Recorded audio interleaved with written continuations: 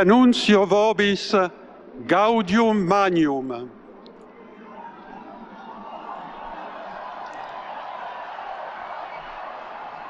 Habemus papam.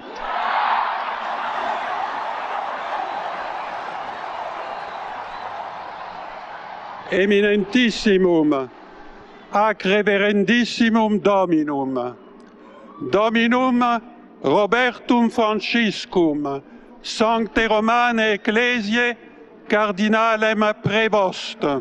Prevost ha sido el cardenal Prevost. 7:12 minutos. Bienvenidos a un nuevo episodio de Otra Perspectiva Podcast en esta segunda temporada. Hoy hablaremos de un tema de coyuntura que es bastante relevante y fue noticia a nivel internacional este 8 de mayo.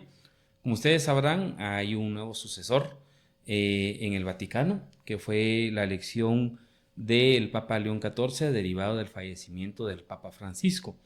Y por la importancia que tiene este tema, además en nuestra sociedad, y ser además un referente internacional, un líder mundial del Papa, hoy se encuentra conmigo José Miguel Gaitán Grajeda, quien es un experto en el mundo diplomático, en el derecho internacional. Ha hecho carrera a través de algunas representaciones de nuestro país en España y en Chile, y de igual manera es un estudioso en la relación que tiene el Estado de Guatemala con el Estado del Vaticano o la Santa Sede. Así que hoy hablaremos de estos desafíos que se le presentan a un nuevo Papa, a León XIV, y vamos a también tratar de hacer una revisión un poco de cómo ha sido esa relación del Estado de Guatemala con el Estado Vaticano, el derecho canónico, que de igual manera es una parte de la especialidad que tiene José Miguel, y sobre esos puntos estaremos también marcando en dos partes este episodio. El legado del Papa en la relación en cuanto al derecho canónico y también cuáles fueron los aportes que él está dejando, como de igual manera cuáles son los desafíos de León XIV. Así que José Miguel, te agradezco por tu tiempo y por tu disposición, un gusto también conocerte. Habíamos estado tratando de cuadrar el episodio, pero finalmente estás acá presente, así que bienvenido a Otra Perspectiva Podcast. ¿Cómo te encontrás? Buenas tardes, Julio, muchas gracias por la oportunidad de estar aquí presente. Realmente, como bien señalas, el tema de Santa Sede es algo que me apasiona, que lo he estudiado desde tiempos que fui estudiante de Derecho.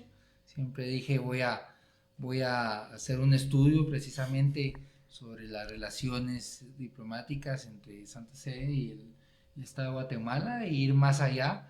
Iniciando en realidad cuando fue un hito importante en el derecho internacional, que fue la caída del muro de Berlín. Claro. Y luego, aparte de eso, también que fue trascendental lo de las Torres Gemelas en Nueva York. Entonces yo miraba la interacción y el interactuar del Santo Padre ahí en ese entonces Juan Pablo II. Entonces siempre visualizaba que esto fuera como un estudio de mi carrera, de mi vida profesional, el tema de derecho canónico, derecho Claro. internacional público y el tema diplomático con la relación que se tiene tan cercana, ¿verdad? Guatemala es un país desde sus albores muy católico, ¿verdad? Desde el tiempo de la conquista. Ahí precisamente vemos desde la fundación de la capital del primer obispo, que fue Francisco Marroquín. Uno puede apreciarlo y pues invito ahí a los radioyentes que puedan en su oportunidad visitar el convento que está en San Juan el Obispo, a unos 10 kilómetros de la ciudad de Antigua Guatemala. Ahí se ve la importancia, se refleja la importancia que tenía la Iglesia Católica en Guatemala, porque es un convento que está, una iglesia catedral que está sobre una montaña del pueblo. Claro. Y él, digamos, en tiempo de la colonia, el obispo Marroquín, vigilaba el antiguo Guatemala, que fue la tercera capital de América. Sí, de América. Entonces realmente el el valor que ha tenido la Iglesia Católica en Guatemala ha sido bastante trascendental en distintas épocas de la historia del país, ¿verdad? Claro. Digamos, previamente a entrar al debate de los temas que están vinculados también a esta dinámica del fallecimiento del Papa Francisco y la sucesión del Papa León XIV, como antecedente, José Miguel, vos has trabajado un análisis del estudio de cómo han sido las relaciones que ha tenido el Estado de Guatemala con el Estado del Vaticano, la Santa Sede. Sí. Muy brevemente, tal vez solo como para quienes nos están viendo y escuchando en las diferentes plataformas de este podcast, digamos, marcarnos un poco como cuáles han sido como esas características de esa relación que ha tenido el Estado de Guatemala con la Santa Sede y digamos, y tal vez cuáles son como los momentos tal vez más trascendentales en esa relación, en ese estudio que has llevado, no solamente desde la parte de tu formación académica, sino seguís en el mismo proceso para más o menos explicar esa importancia y esa relación que tenemos como Estado, porque el Vaticano de igual manera es un Estado que tiene una incidencia dentro de las relaciones internacionales. Sí, realmente la Santa Sede como sujeto de derecho internacional es un sujeto sui generis para los conocedores del derecho internacional. Lo vemos como la Orden Soberana de Malta, pero la diferencia son dos sujetos atípicos. Si uno lee los manuales de los tratadistas de derecho internacional, pero la característica es que es un sujeto pues claramente universal, tienen presencia en más de 210 estados. Ahí tenemos que hacer una diferencia. El sujeto internacional es Santa Sede. Claro. El Estado, el Vaticano, digamos el territorio Vaticano, el Santo Padre ejerce como jefe de Estado, jefe de gobierno. Asimismo, él tiene a cargo los tres, si lo vemos, lo asemejamos a teoría del Estado, claro, a un Estado, a los tres poderes, digamos. Dentro en él se unifican sí, las tres se funciones. unifican, sí. Eso lo dice claramente la Constitución de Derecho Canónico, ¿verdad? Que hoy en día siempre cada papa modifica ciertos artículos, ¿verdad? Claro. Pero ya en el lado de, digamos, de la relación con el Estado de Guatemala, hay ciertas etapas trascendentales como la época de los liberales conservadores. Podemos ver una etapa bastante dura para la Iglesia Católica, que fue en el tiempo liberal, que las congregaciones fueron expulsadas. Se les expropiaron varios bienes, ¿verdad? Bienes, claro, inmuebles, pero también por otro lado vemos una época conservadora, y más precisamente con el presidente Rafael Carrera, porque tenemos un concordato de 1852. Para el derecho internacional, los concordatos son como los tratados internacionales que se suscriben entre la Santa Sede y otro Estado sujeto de derecho internacional. Entonces este concordato, que lo tengo aquí precisamente en esta publicación, fue bastante relevante. Es un concordato del año, como te había mencionado, 1852, y estaba el Papa Pío IX, y cabalmente el presidente, el capitán general, don Rafael Carrera. Claro. Entonces ahí establecen ciertas medidas que lo curioso es que todavía está vigente, porque lógicamente vigente en el marco del derecho canónico y este intercambio de compromisos entre el Estado de Guatemala y la Santa Sede. Sí, precisamente. Y la relación fue muy, muy consecuente, muy cordial, hasta el tiempo de los liberales. De ahí tuvimos un momento donde se quebró esa relación y se restableció ya en el tiempo del general Jorge Ubico. Claro. Ahí fue el restablecimiento. Es más, hoy en día ya estaremos en el 2010 o 2011 eran 75 años del restablecimiento, entonces estaremos ya por el año 90 del restablecimiento de esas relaciones diplomáticas. En la experiencia como diplomático estuve en otros y también en visitas que he hecho de turismo, hobby, que es una de las, el viajar es uno de los hobbies que tengo. Puedo afirmar que Guatemala es de los países todavía más tradicionalistas, conservadores, y donde la Iglesia Católica tiene una alta relevancia en el actuar de la sociedad. Países del Cono Sur, latinos, creo que a excepción, digamos, Brasil, que es el país con más habitantes. Y que entiendo que a nivel de América es también uno de los países con mayor cantidad de católicos. Sí, Brasil y México. Okay. Pero es por la cantidad de población. Pero digamos,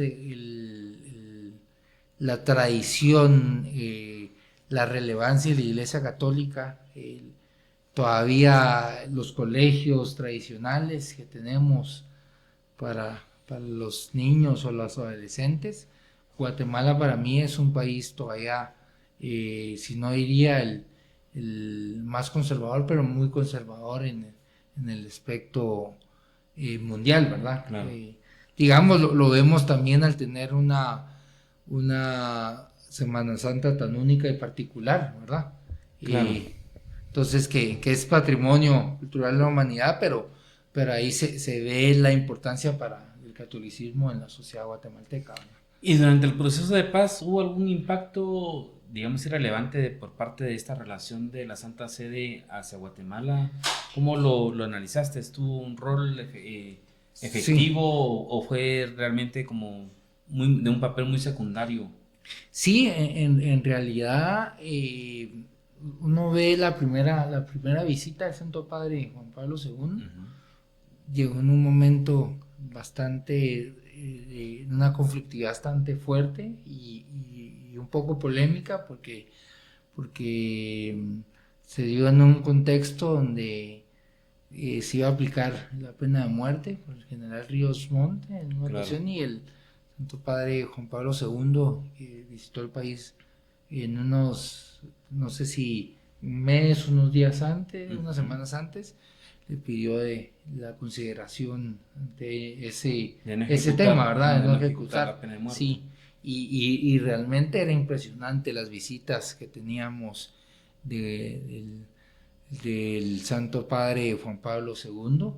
Era impresionante las fotografías que se pueden apreciar. Él hizo 3 visitas y realmente impacta la cantidad de gente que lo visitó. Tuve la experiencia de estar en Chile recientemente, ¿verdad?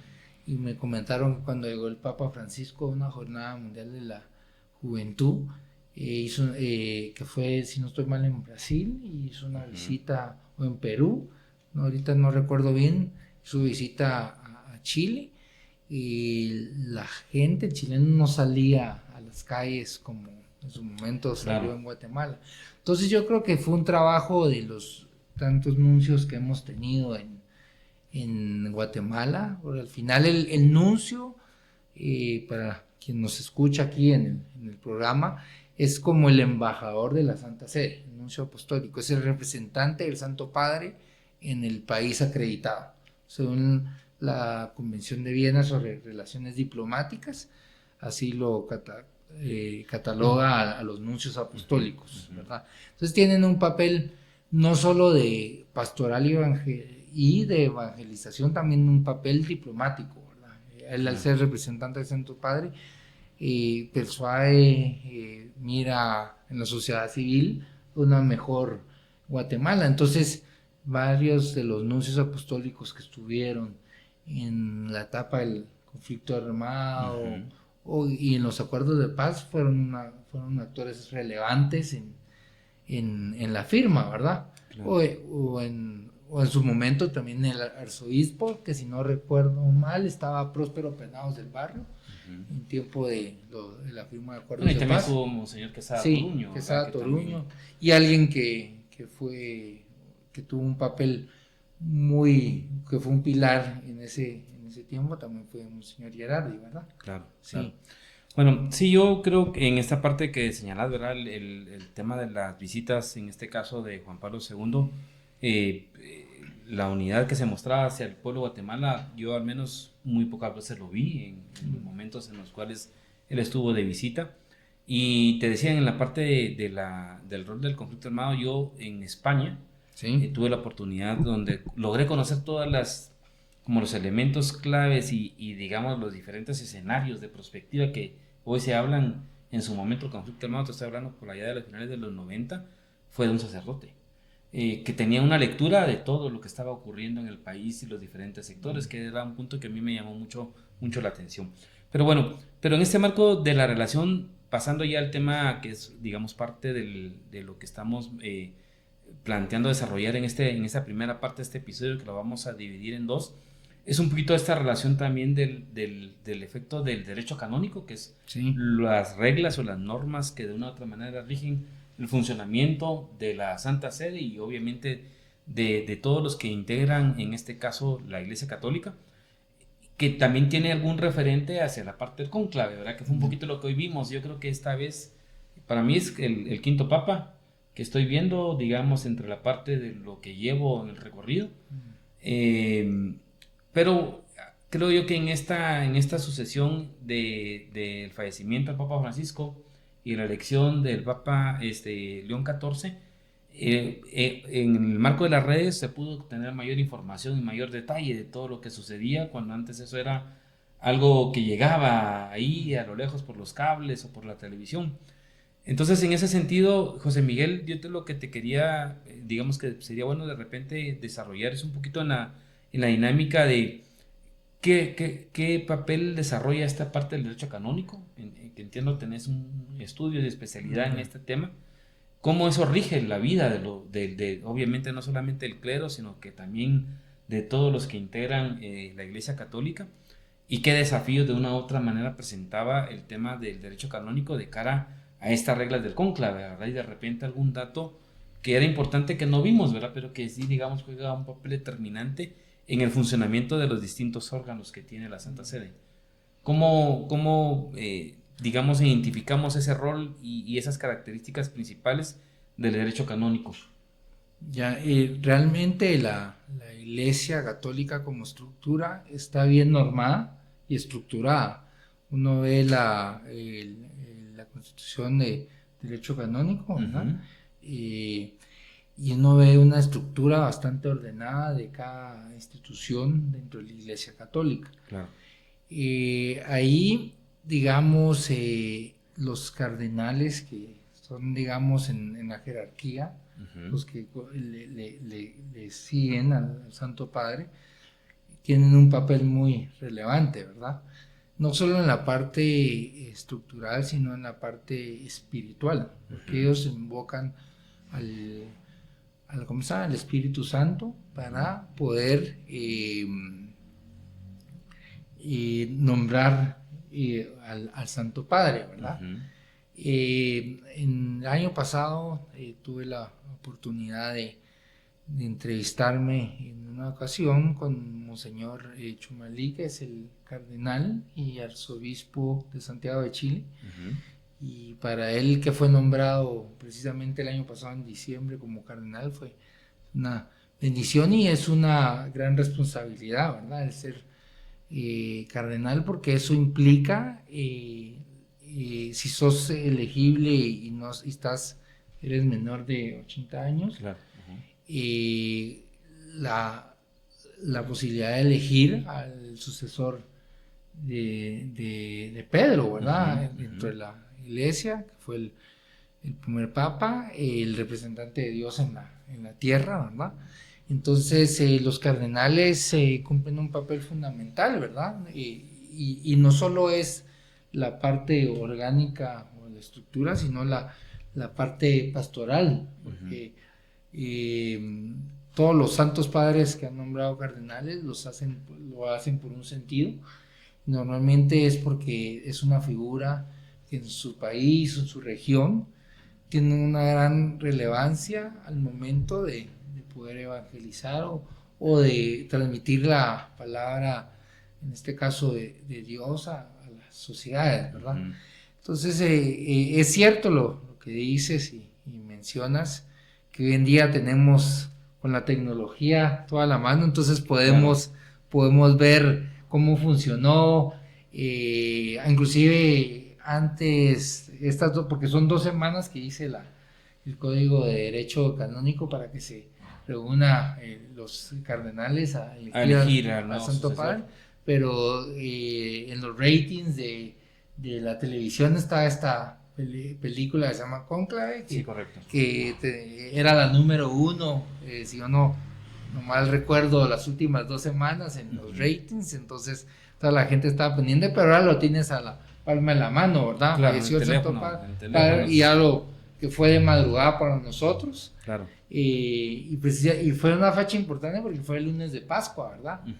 Un día después del domingo de Resurrección, y en el que el guatemalteco, gran parte del guatemalteco, y su Semana Santa es muy importante porque participan en estas tradiciones que son las procesiones, ¿verdad? Entonces, ha sido un día, así fue muy cercano para para el católico acá. Entonces, yo creo que me mencionabas rasgos particulares, yo creo que la confidencialidad que se trata de mantener, la reserva, se reúnen en la Capilla Sixtina, pero es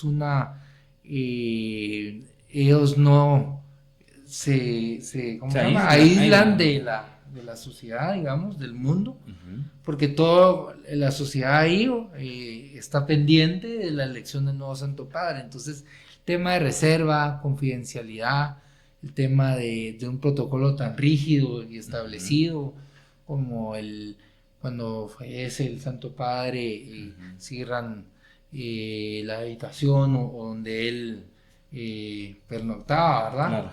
Entonces se tiene un protocolo muy rígido en cada una de los procedimientos que tiene, pues en este caso, la Iglesia Católica y la Santa Sede. Y como yo siempre menciono, es un protocolo tan exigente como el protocolo británico. La Santa Sede es extremadamente, todavía tiene ciertos protocolos de vestimenta únicos, entonces, como en el fallecimiento, el uso del frac de los embajadores o representantes. Entonces, en un tema de vestuario también es muy relevante la imagen que puedas dar, ¿verdad? Es más, pudimos observar la presencia de tantos jefes de Estado en el sepelio del Santo Padre Francisco, ¿verdad? Porque es un líder mundial, así como lo es el presidente de Estados Unidos, el presidente de Rusia, entonces tiene una alta relevancia, pues, la figura del Santo Padre, ¿verdad? Por eso mismo es que fue impactante, los noticieros estaban ahí en Roma, ¿verdad? Y Roma, que es yo siempre digo que es la ciudad eterna, nunca la terminas de conocer, y yo siempre me quedo con un recuerdo tan especial, que en el año 2017, y por estas publicaciones que tengo, tuve la oportunidad de intercambiar unas palabras con el Santo Padre Francisco. Yo soy una persona, pues, religiosa, que suelo ir también seguido a las actividades de la iglesia. Entonces, pero le pedí por mi persona, por mi familia y por Guatemala. La anécdota especial y que me impactó mucho, la humildad que tenía el Papa Francisco, porque me dijo, reza por mí, porque yo también lo necesito. Claro. Entonces ahí te demuestra que era un Santo Padre sencillo, ¿verdad? Que rompía mucho una línea conservadora que venía de la Iglesia Católica, y él innovó en muchos temas, ¿verdad? Que para mucha gente conservadora tradicional fue un choque, pero el mundo va evolucionando. Entonces, yo creo que hay que muchas veces hacerlo, la evolución, pero sin dejar al lado también ciertas reglas todavía conservadoras que nos permiten también permanecer los valores, ¿verdad? Claro. Sí.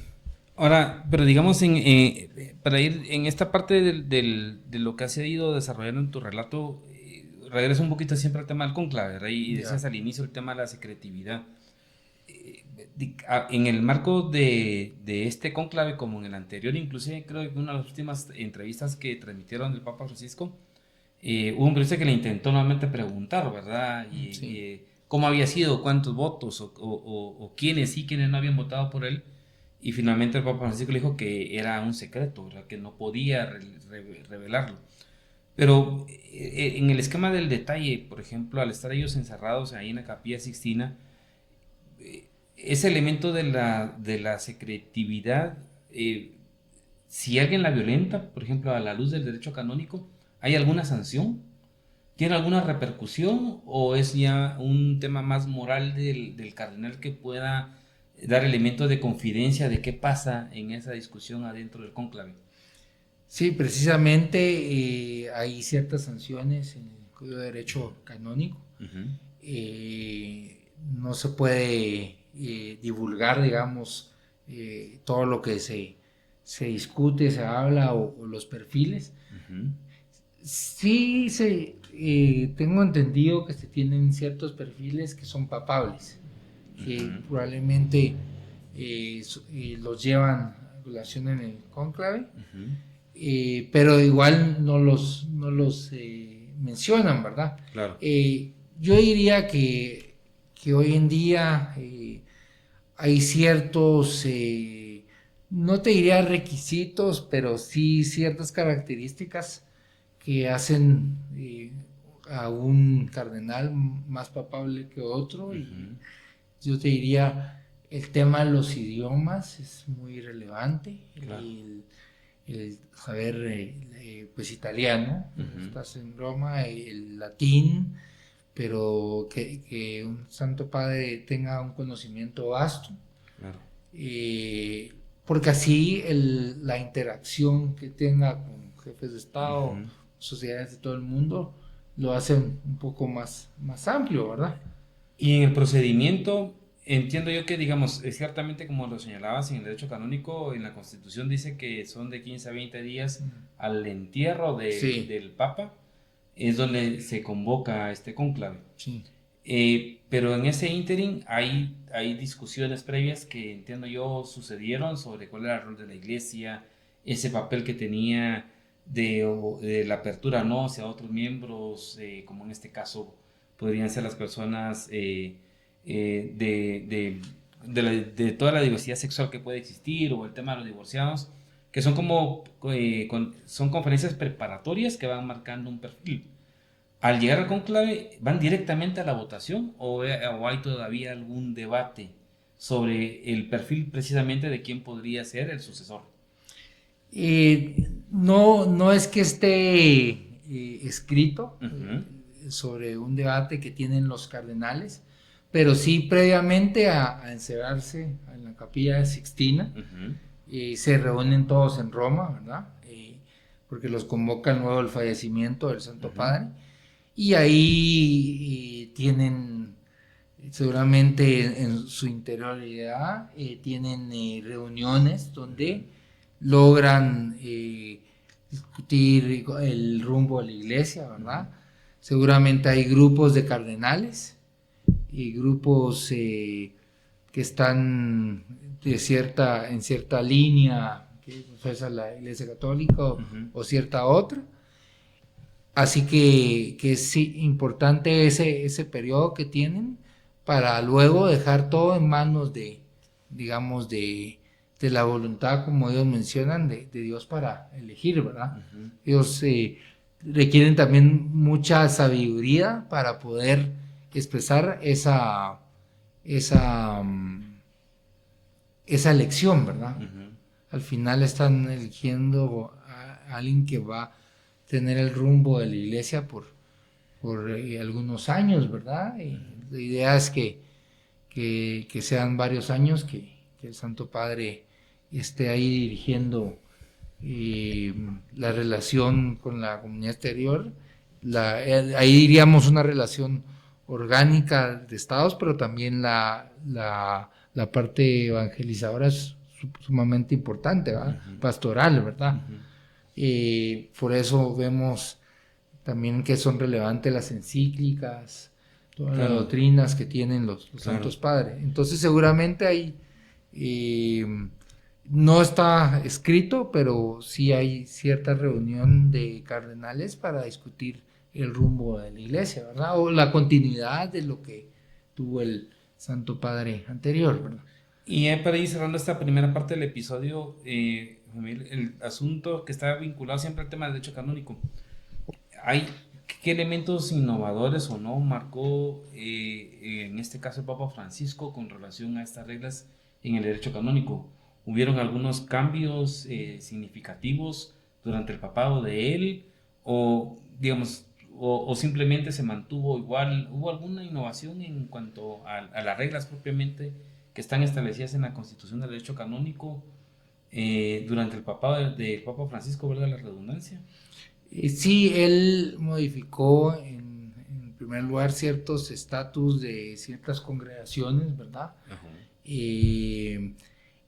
También buscó una línea más pastoral y más social de la iglesia, y tal vez en las normas de derecho canónico hizo unos cambios estructurales, digamos, en tema de las sanciones, porque la iglesia venía de algunos escándalos, ¿verdad? Sí, que también hay que mencionar que a veces la prensa, no estoy legitimando esos escándalos, pero muchas veces al ser la iglesia, la prensa muchas veces trata de volverlo más amarillista o más público, ¿verdad? Sí. Pero sí es cierto que combatir eso fue uno de los legados del Santo Padre Francisco. También abrirse un poco más a otras líneas, a hacer una iglesia más evolutiva, ¿verdad?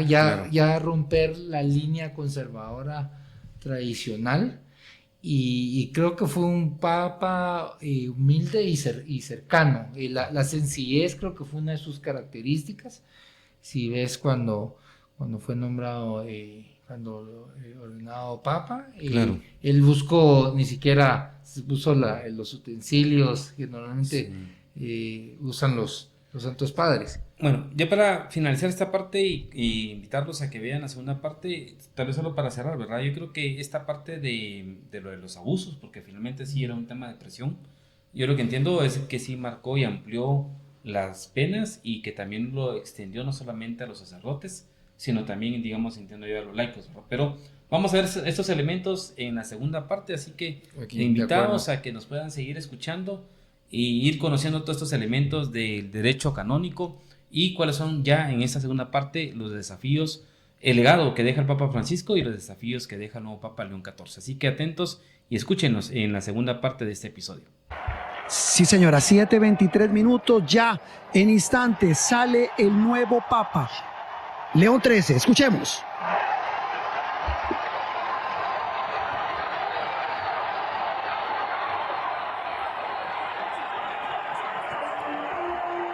Presencia de diálogo y de amor. Y se me permiten también una palabra, un saludo en español. ¡Qué lindo! Y en modo particular a mi querida diócesis de Chiclayo en el Perú.